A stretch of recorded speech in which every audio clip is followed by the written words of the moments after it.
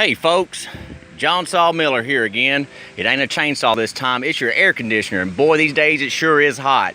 And when that thing goes out on your house, it can get expensive to start fixing it, especially whenever you pay a technician from a professional company to come out and look at it. Well, here's a quick tip that'll save you a bunch of money in the long haul if you run into this issue. Had a buddy of mine, air conditioner fan was going out, and had a man come by, professional. He replaced the run capacitor. A simple little part, maybe $25, but he still charged him $60 service call. So, good $100 bill repair. Day later, same problem. So this is what you need to look for if you run into this issue and you got a little mechanical inclination that you can probably tear into it and maybe do something yourself if you ain't afraid of electricity.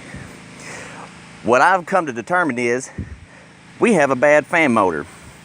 And what I figured that out by is with it doing the same problem after replacing the weak run capacitor, pulled the fan shroud off here, and you can't really tell by the video, but there's some oil residue with dirt buildup on it.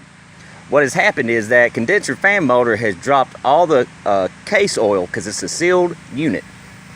And when all that oil starts slowly seeping out, it builds up heat and starts running hotter, and eventually what you have happen is bearing failure. And the way you determine that is simply by grabbing the shaft where the fan's connected to, give it a little up and down, side to side motion. And if you have any kind of slack whatsoever in that shaft, any play whatsoever, that motor's bad.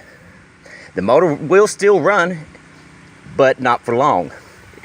May run for a couple minutes, may run for a couple hours, but eventually it's going to shut off, and you're going to have a compressor either bypassing head pressure, or it's going to just throw the breaker. So whenever you come across a situation where replacing the capacitor doesn't fix it for you, check that shaft play on that fan motor. And if you have that, then you need to get a new motor. And it's as easy as going to your local hardware store, warehouse, wholesaler.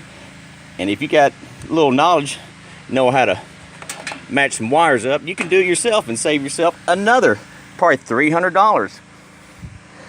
Well, that's all I'm going to give you a tip for today. That's John Saw Miller. Maybe we'll have a chainsaw next time. Peace.